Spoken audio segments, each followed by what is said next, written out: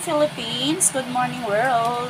Today's video is all about cooking. So nagluto na sad ko para sa akong paniud to guys. Ako lang ani mo kaon guys. So kani is sayote.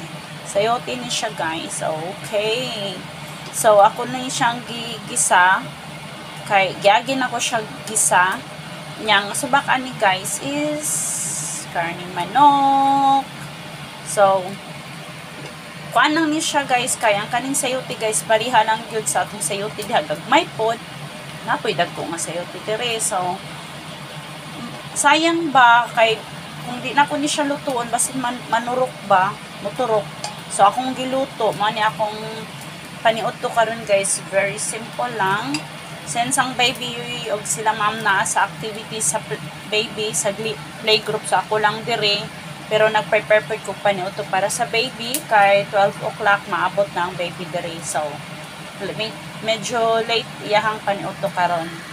Kay mo ni ako ang paniuto guys, unya kanon same nang gihapon ni nga process Pinoy style nga pagkaluto. Okay? Yummy, yummy. Bye.